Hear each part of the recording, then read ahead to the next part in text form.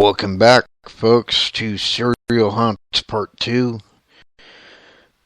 of tonight's Howling After Dark. By the way, can you guys hear me okay? I probably should have asked that in Part 1, but I was so excited. It slipped my mind.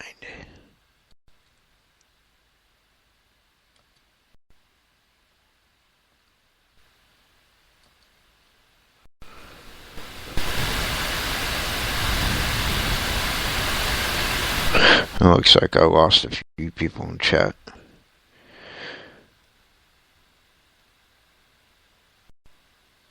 I'm hoping they can hear me.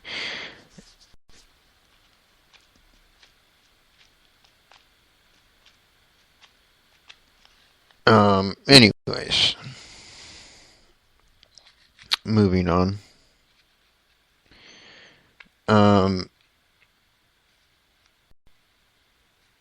This next guy, I gotta be honest, I think this next guy has a lot to do with like the kind of a trend we have in this country, this kind of upward trend that we've been having of people being terrified by clowns. I think a lot of it actually comes from the fact that this guy even existed in the first place. And it's kind of like a subconscious thing. I am talking, of course, about John Wayne Gacy.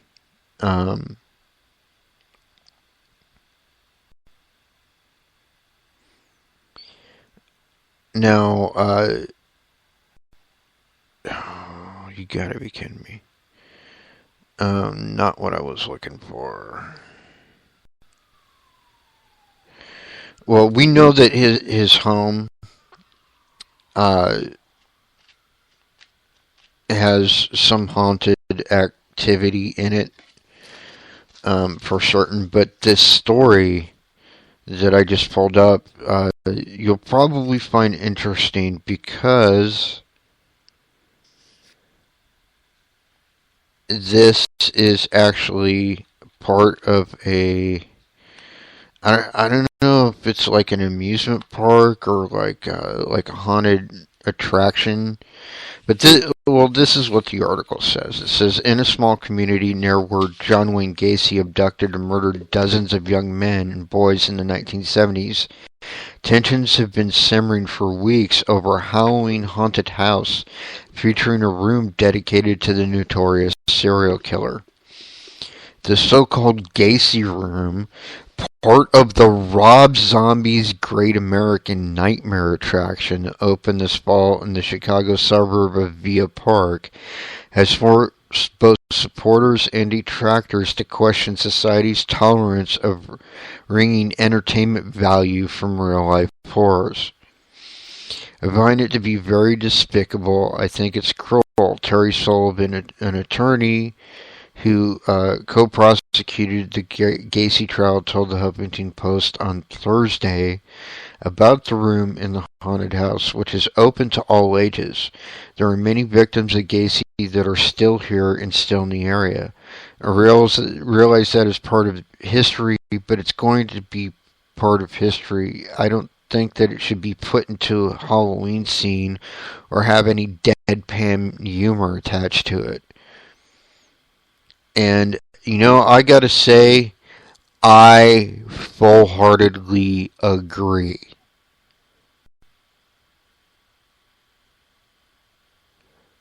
I think that this is outrageous.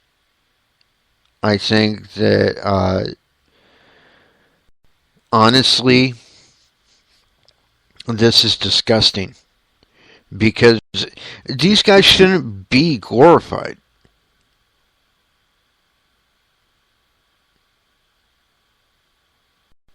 You got to understand how fucking low these guys are. They are lower than scum.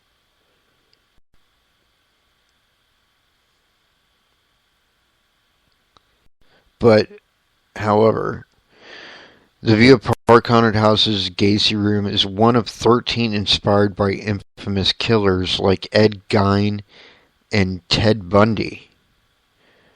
Visitors to the Gacy room are greeted by a live actor dressed as Gacy's alter ego, Pogo the Clown. That is disturbing.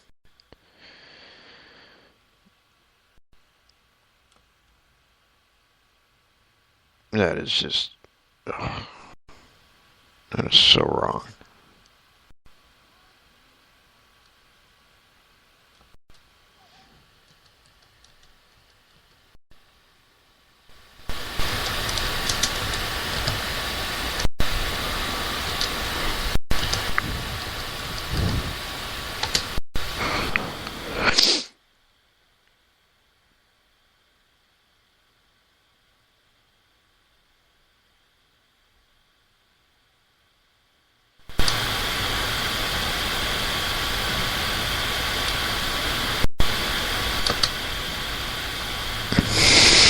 Okay. Speaking of Ed Gein, here we go. Wisconsin's Psycho. He's, by the way, this is the guy that they actually based um, a lot of the Psycho movie on. Um, but here we go. Wisconsin's Psycho, the deviant life and times of Ed Gein.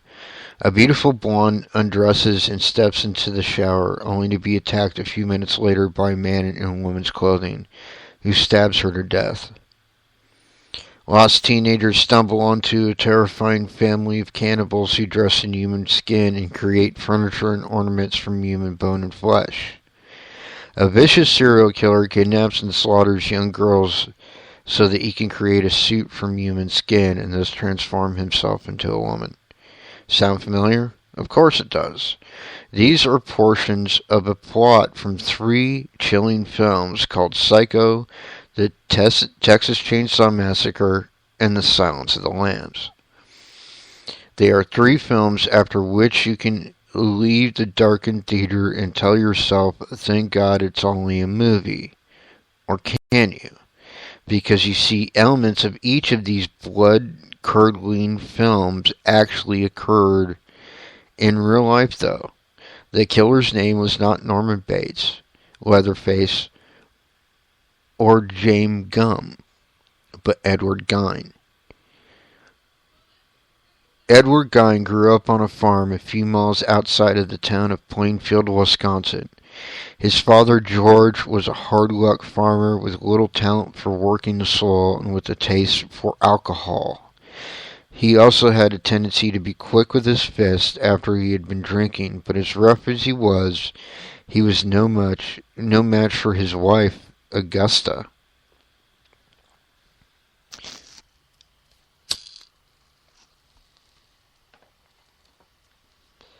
Augusta had been raised in a fiercely religious home, and with this sort of influence, developed into a raving opponent of anything related to sex. All around her she saw nothing but filth and depravity, and how she managed to become pregnant with her 2 sons, Eddie and Henry, remains a mystery. Shortly after Ed's birth, she forced her husband to leave the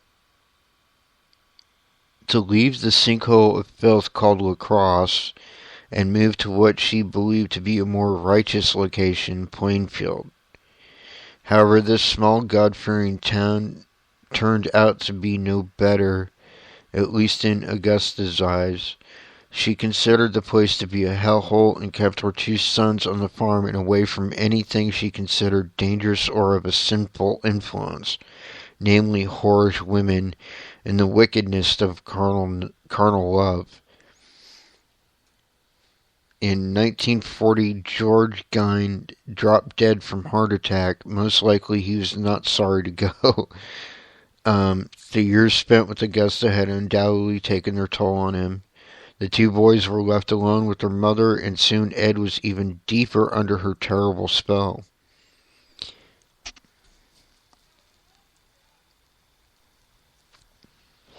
Henry, however, attempted to break away and have a normal life, but his brother would have nothing to do with it. Henry's rebelliousness would have a price, though.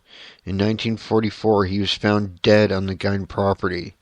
It was reported that he had suffered a heart attack while trying to put out a brush fire, though this did not explain the bruises discovered on the back of his head. Interesting. Oh, and thank you, Becca, for answering me that you can hear me. That's good to know. Um,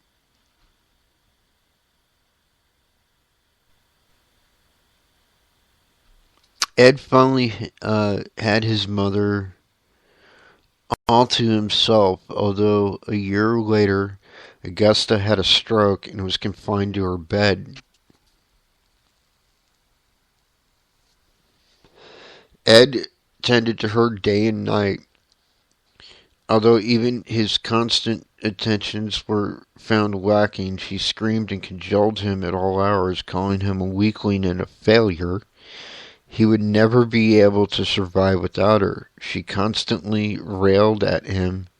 Then at other times Augusta would call him to her side and allow Eddie to crawl into bed with her.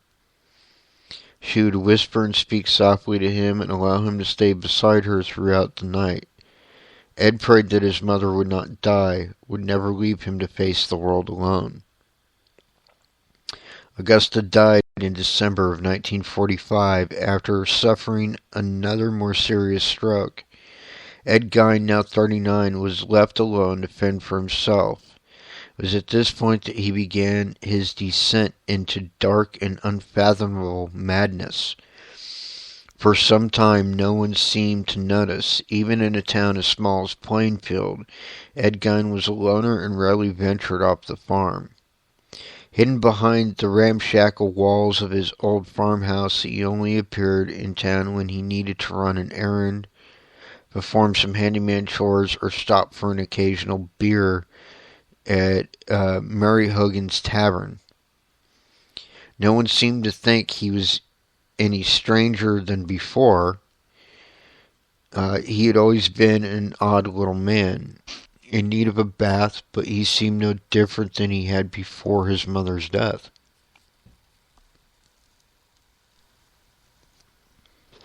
Looking back, Ed's oddities stood out in hindsight.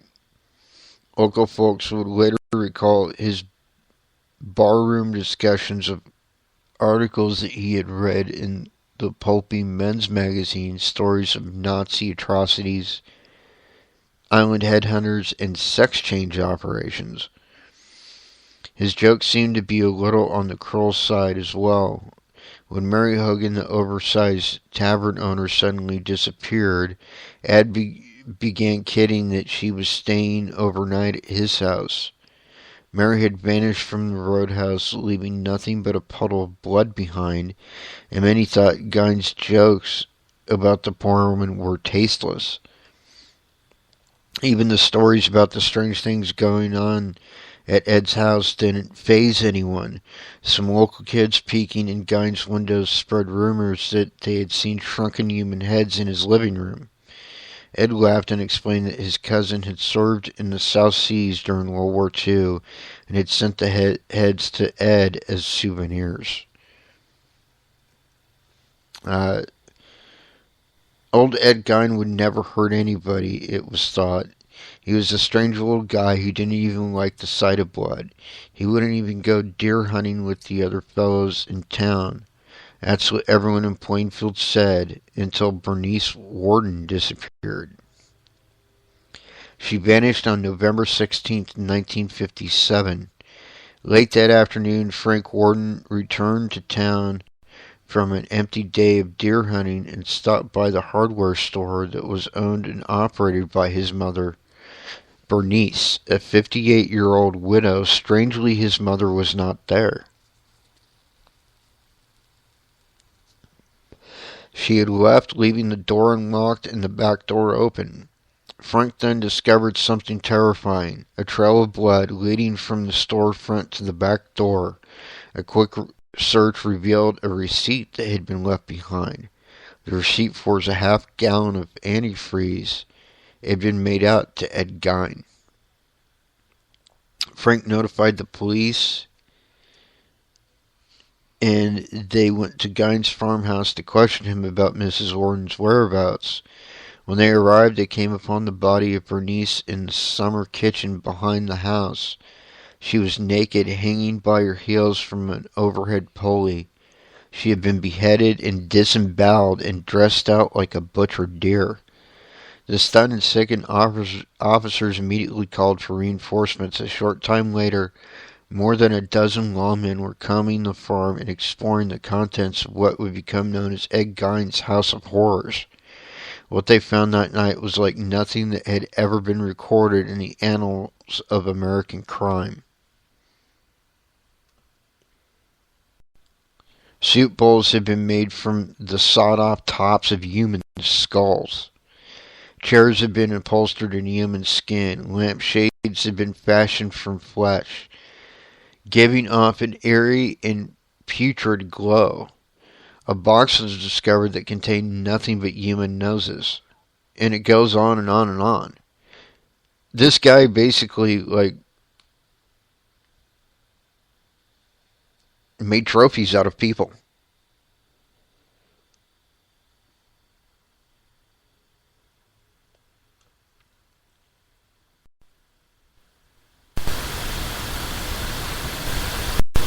Now, they did base certain parts of this on the Texas Chainsaw Massacre, but there was an actual Texas Chainsaw Massacre as well, which actually inspired the film. So I don't want that to be confused. But this home is heavily haunted. Like, it is so haunted to this day. Actually, I don't even think the farmhouse is there anymore. I think they tore it down. But the property is so haunted that no one will live on it. There have been violent attacks. I mean, to the point where, like, people have actually died from the paranormal activity in the home.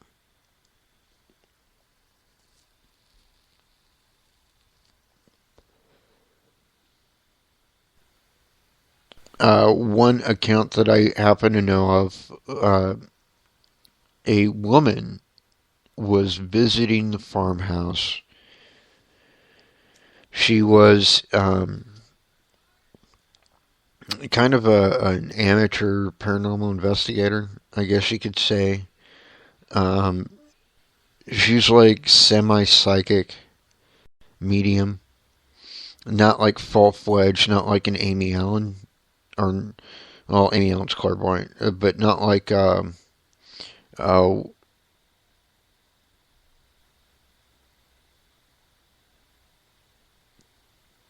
trying to think of her name. Not like the lady from The Haunting of, if you've ever seen that show. Um, but, kind of mildly psychic medium, I guess. And anyway, she was investigating the home. She was up on the second floor, and she actually died in the home. Well, actually, she died outside the home, because what happened is, evidently, according to witnesses, a force pushed her not out the window, through the window on the second floor, and when she fell, evidently she landed on top of her head and broke her neck. Now, I don't know how true that story is. I distinctly remember hearing it. That's all I can say.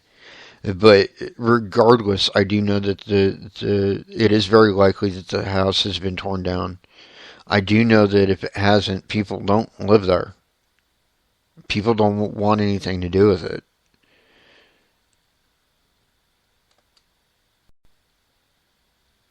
And honestly, I can't say that I blame them. I wouldn't want anything to do with it at all, to be honest with you. Hi, Jeremy. Good to see you. Um, Sorry, I had to say hi to Jeremy. He's one of my longtime listeners who just popped into chat. Um, we're talking about Ed Gein, Jeremy, in case you didn't hear that. all that. So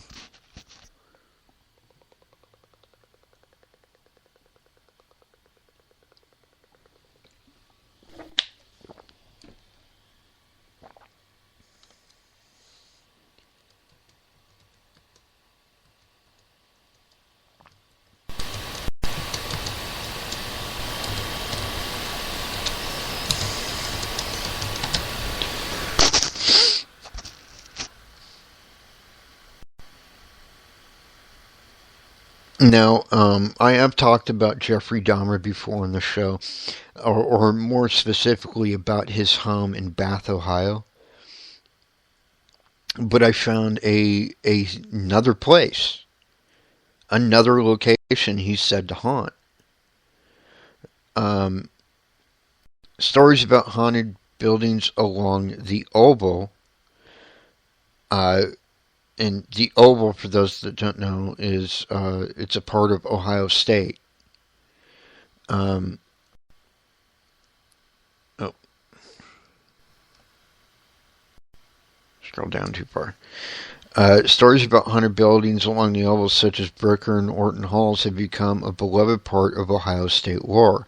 However, many younger generations of Buckeyes have grown more familiar with a different ghost story. I had more nightmares while living in Morrill Tower than I have experienced at any other point in my life, second year in exploration Trevor Tompkins said. One night I woke up and nearly yelled out because I thought someone was staring at me from my closet and was moving towards me. Tompkins lived in Morrill Tower as a first year, and like many of his former suite mates, has his own version of the tower's ghost story. Tompkins said it is rumored Jeffrey Dahmer, an infamous American serial killer, lived in room 541. I lived in 541. Of course, I found this out after I moved in. Tompkins said it was bizarre. It is rumored Dahmer lived in Morrill Tower for a short time before dropping out of school and joining the Army. Well, we do know that he went to Ohio State. Representative at the University Register confirmed Dahmer did in fact attend LSU, but could not give out any information regarding his residence while he was there. Many residents at Morrill Tower have heard different versions of the tale. I heard that some murderer died on the 13th floor and that he now haunts it. One person said, the first time I heard it was from my dad after he went on a tour with my older sister. Before I actually moved into Morrill Tower, I was told they shut down the 13th floor because it was so creepy to live on. 13th floors never do well in buildings, by the way. I don't know why people haven't figured this out yet. That's why most buildings don't have a 13th floor.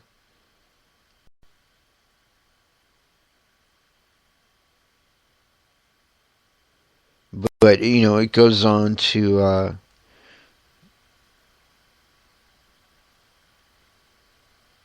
talk about Dahmer haunting Morrill Tower, and there are several different stories. One has him on the 13th floor, one has him on the 5th floor, one has him on the 15th floor. You know, and none of which really matters. I don't think that's really the point. He's probably, like, if he really is haunting the place, he's probably haunting the whole building. But, see, I happen to know that more than likely he's haunting his home, or his former home, whatever you want to call it, in Bath, Ohio.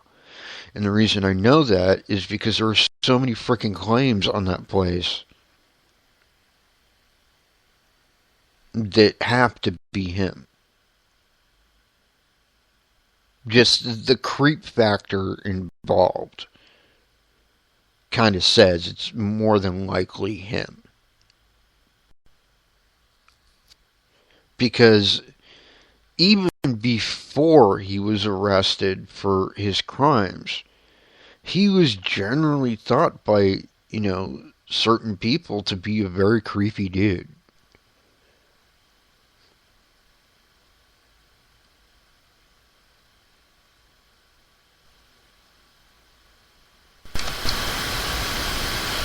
You know, and I think whenever you have that kind of creep factor, you kind of know what you're dealing with.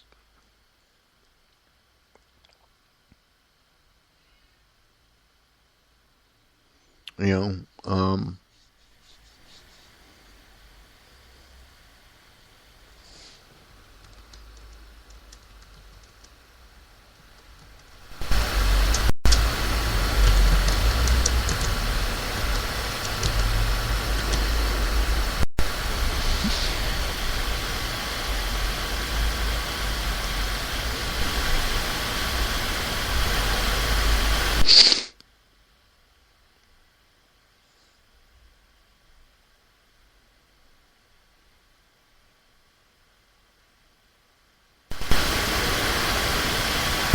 mm,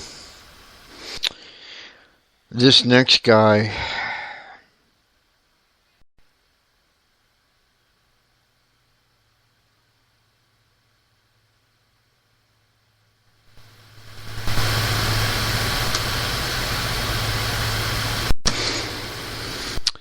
Oh my God, there are so many claims surrounding multiple buildings in this guy's former neighborhood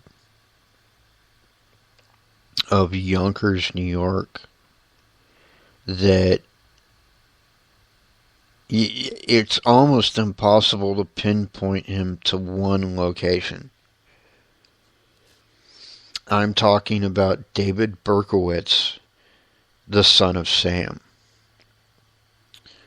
Uh, he was also known for a time as the 44 caliber killer. Little known fact. He was an American serial killer convicted of a series of shooting attacks that began in New York City in the summer of 1976 with a 44 caliber Bulldog revolver. He killed 6 victims and wounded 7 others by July of 1977. As the toll mounted, Berkowitz eluded a massive police manhunt while leaving brazen letters which mocked the police and promised further crimes. Highly publicized in the press, he terrorized New York and achieved worldwide notoriety. After his arrest by New York City police in August of 1977, Berkowitz was indicted for 8 shooting incidents. He confessed to all of them and claimed to have been obeying the orders of a demon manifested in the form of a dog, Harvey, who belonged to his neighbor. Despite his explanation, Berkowitz was found mentally competent and incarcerated in state prison for murder. In the course of further police investigation, Berkowitz was also implicated in many unsolved arsons in the city. Intense coverage of the case by the media lent a kind of celebrity status to Berkowitz, and observers noted indignantly that he appeared to enjoy it. In response, the New York State Legislature enacted new legal statutes known popularly as Son of Sam laws, designed to keep criminals from profiting. Sorry, just lost my. Keep criminals from profiting financially from the publicity surrounding their crimes. Despite various amendments and legal challenges, the statutes have remained law in New York, and similar laws have been enacted in several other states. He has haunted so many frickin' places in Yonkers, New York, it's ridiculous. There were nightclubs that, there were a few nightclubs actually kind of rivaled Studio 54, which was a world famous nightclub in New York City at the time, that were in Yonkers. There was one, I think it was called the Blue Room, and it was actually the place where the set from that dance floor, that iconic dance floor from the movie Saturday Night Live or Saturday Night Fever, whatever the hell that John Travolta movie was. That kind of iconic dance floor that appeared in that movie was actually based on the dance floor at the Blue Room. Just, a little side note there. Um, he's known to haunt there.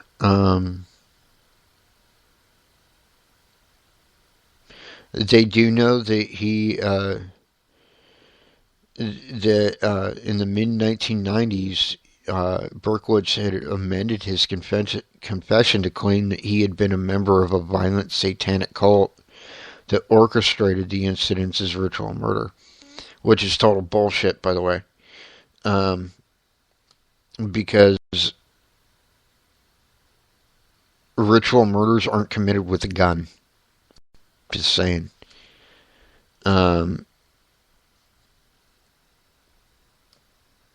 They know that his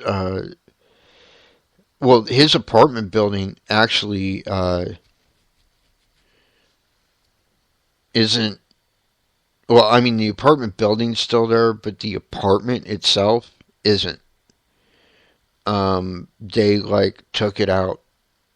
They pretty much demolished that whole side of the walk up and turned it into a balcony kind of area. But it is said to be very actively haunted. A couple of people have actually almost been pushed off that balcony.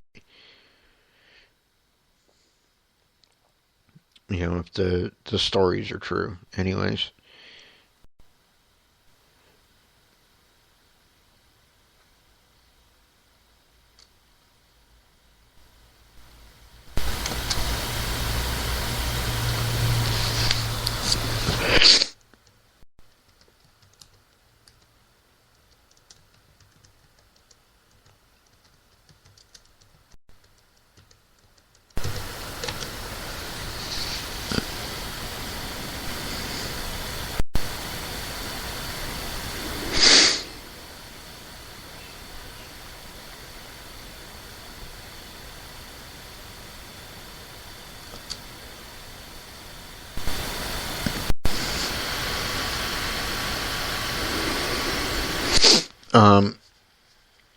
This next story,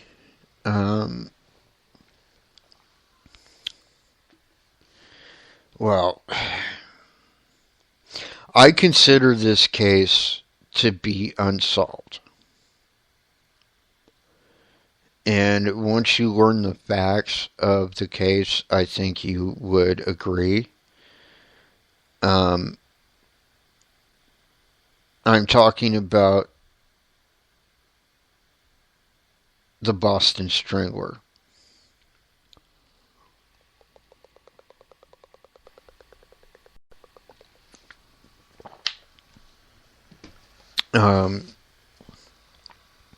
Knowing just the investigators were top notch for their time, no doubt. But once they had this suspect, they kind of railroaded the guy. The Boston Strangler is a name given to the murderer or murderers of 13 women in the Boston, Massachusetts area in the early 1960s. The crimes were attributed to Albert DeSalvo based on his confession. Details revealed in court during a separate case, and DNA evidence linking him to the last murder victim. Since then, parties investigating the crimes have suggested that the murders, sometimes referred to as the silk stocking murders, were committed by more than one person. Okay, let me stop that right there. The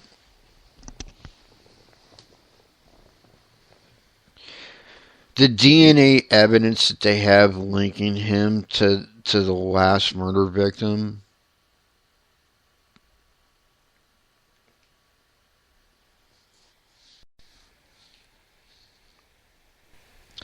All it proves is that he knew the last victim. It doesn't prove that he killed them because it was touch DNA.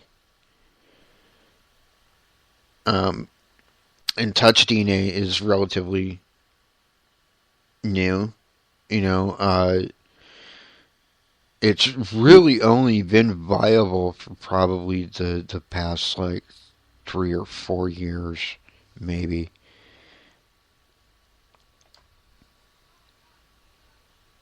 So I don't buy that at all.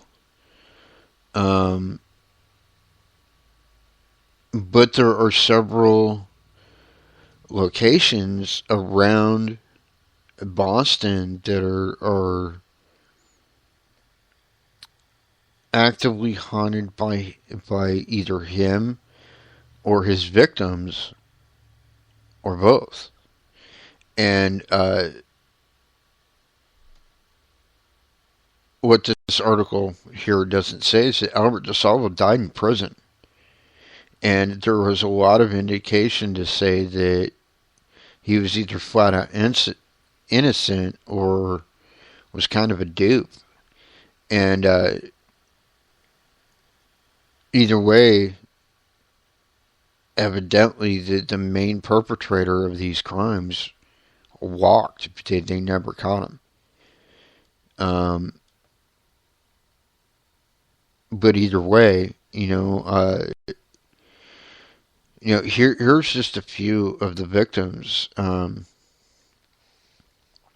Anna E. Slessers, 55, was sexually assaulted with an unknown object and strangled with a belt on her bathrobe, found on June 14th, 1962 in her third floor apartment at 77 Gainesborough Street in Back Bay, Boston, which is very haunted. A lot of these women were seniors. There were a few very young women too, like Sophie Clark, who was only 20 years old, was sexually assaulted and strangled with her nylon stockings, found on December 5th, 1962, in her apartment at 315 Huntington Avenue. And Patricia Bissett, 23, strangled with her nylon stockings, found on December 31st, 1962, in her home at 515 Park Drive. Both places are heavily haunted, presumably by both the victim and the perpetrator, whoever he may be.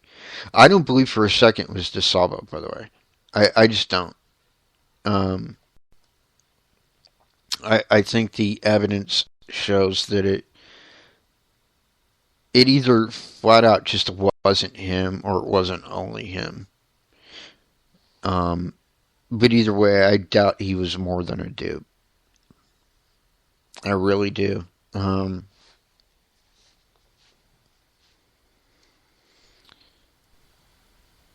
But I've only got about 6 minutes left, so I'm going to go to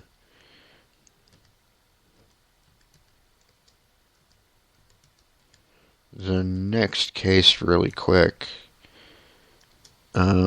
Because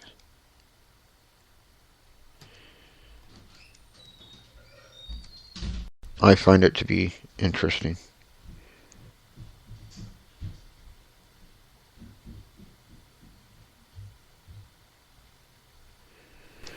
Let's see.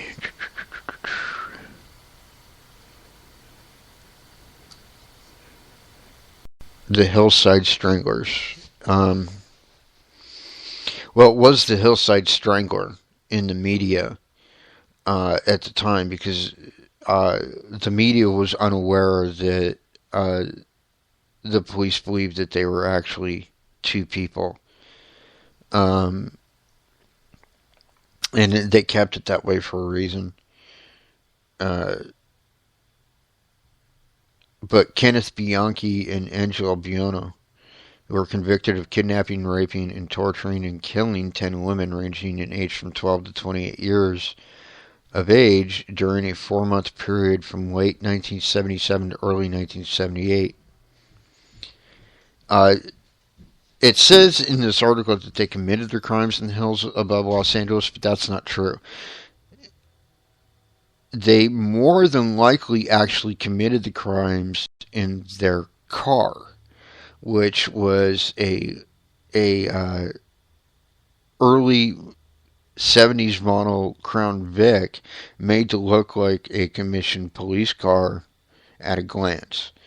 And so, they were basically pretending to be police officers and convincing women, many of whom were, in the beginning at least, most of them were prostitutes, and then later on they went for more challenging victims. Um, but they didn't commit their crimes in the hills above LA. That's where they disposed of the bodies. And at least in one case that we know of, uh, they actually positioned the poor girl's legs so that like her lady parts were pointing at uh, you know police plaza in downtown LA as a kind of a taunt.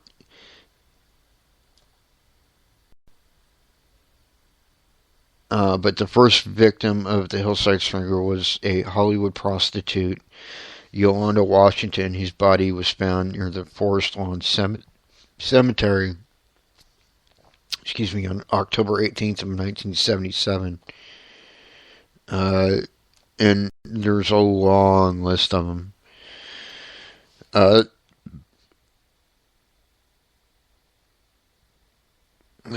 excuse me.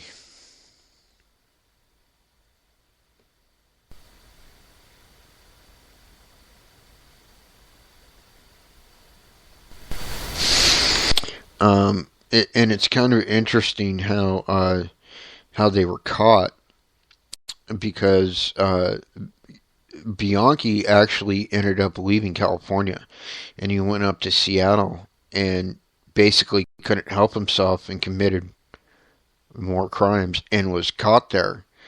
And just you know, uh, by the luck of the draw, so to speak, the investigators in Seattle were actually paying attention, at that time before they had it, computer systems, and realized it was the same killer and called down to LA. And, you know, fully aware that he had a partner, they kind of uh, got him in an interrogation room and got him to flip on his cousin, Angela Buono. And the rest, as they say, is history. But several locations around LA attributed to those crimes are haunted. The apartment that they shared is also haunted and is still available for rent, last I heard. Anyways, that's about all the time we got tonight, folks. Turn in Wednesday night for a great show. It's going to be all about Bigfoot. Alright, until next time, my pack, my tribe, peace out.